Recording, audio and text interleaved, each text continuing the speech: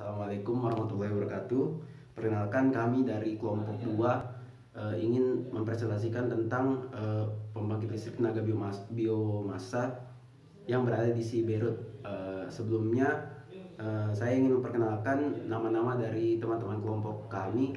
Yang pertama itu saya sendiri, Andira Murayansyah, NIM D0211811344. Yang kedua ada Muhammad Rum Yamani Ismail Rasyad, NIM D0211811031. Yang ketiga ada Muhammad Alif Wahab Adi Cahya, NIM D0211811515. Yang terakhir ada Alif Muhammad Rifki Zulfahri, NIM D0211811509. Baik, langsung saja kita masuk ke pembahasan. Jadi pemerintah Indonesia tengah berupaya untuk mengurangi emisi karbon sesuai dengan Paris Agreement, di mana pada Paris Agreement disepakati bahwa setiap negara harus berupaya untuk mereduksi emisi karbon. Nah, jadi pemerintah Indonesia dia bekerja sama dengan pemerintah Amerika Serikat untuk membangun sebuah pembangkit listrik yang bertenaga biomasa. Jadi bahan bakunya ini menggunakan bambu. Untuk kapasitas dari PLTBM ini diperkirakan mencapai 1.300 kW dan diharapkan dapat menggantikan pembangkit listrik tenaga diesel pada umumnya. Seperti pada majalah Indonesia Energy Outlook pada tahun 2019, hal ini sejalan dengan komitmen pemerintah dalam Nationally Determined Contribution atau NDC untuk menurunkan emisi gas rumah kaca atau GRK sebesar 29% dari kondisi tanpa ada aksi atau business as usual pada tahun 2030. Sektor dan proporsi kontribusi dalam upaya penurunan emisi GRK sebesar 29%, yakni kehutanan 17,2%, energi 11%, pertanian 0,32%, industri 0,1%, dan limbah 0,38%. Jadi pemerintah Indonesia di sini benar-benar berupaya untuk menurunkan emisi karbon. Dapat kita lihat Indonesia menargetkan pada tahun 2030 penggunaan energi terbarukan mencapai 23%. Mungkin sekian dari saya. Selanjutnya saya akan memberikan kepada teman saya sebagai pemateri selanjutnya. Assalamualaikum warahmatullahi wabarakatuh. Perkenalkan, saya Muhammad Rifki. Saya akan melanjutkan pemaparan dari teman saya tadi. Nah, pada kali ini saya membahas tentang bahan baku. Nah, bahan baku yang kami pakai ada dua. Yang pertama bambu dan limbah hutan. Proyek kali ini kami menggunakan peran masyarakat khususnya dalam bahan baku. Nah, melalui BUMDes atau Badan Usaha Milik Desa, di mana masyarakat menanam bambu lalu menjualnya kepada pembangkit.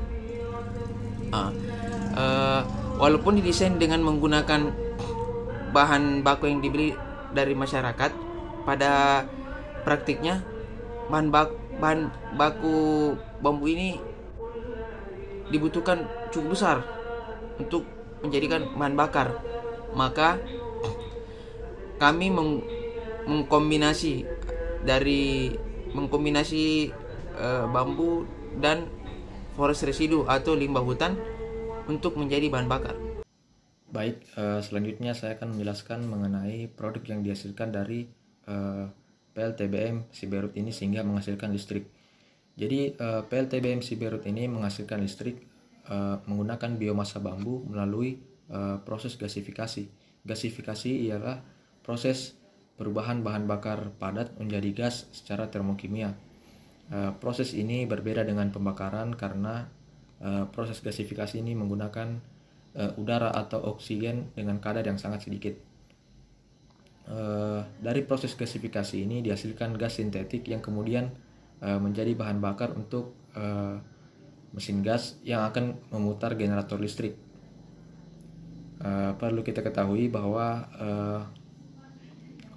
proyek PLTBM Siberut ini memiliki 3 pembangkit listrik di desa yang berbeda, yaitu desa Saliguma, desa Madobak, dan desa Matotonan. PLTBM di desa Saliguma itu memiliki total 3 unit gasifier dan 4 unit generator. Sedangkan pada PLTBM Madobak memiliki 7 unit gasifier dan 4 unit generator. Pada PLTBM Matotonan memiliki total 2 unit gasifier dan 2 unit generator. Tentu hal ini akan memengaruhi kapasitas listrik yang dihasilkan masing-masing PLTBM. Selanjutnya secara rinci akan dijelaskan oleh teman saya. Saya akan melanjutkan materi selanjutnya, yaitu tentang kapasitas listrik yang mampu dihasilkan oleh pembangkit listrik tenaga biomasa di Siberut. Nah, pun itu dia terbagi menjadi mampu untuk mencukupi 3 desa. Yang pertama itu adalah Desa Madobak sebanyak 300 kW dengan 576 keluarga di dalamnya. Kemudian ada di Desa Saliguma, yaitu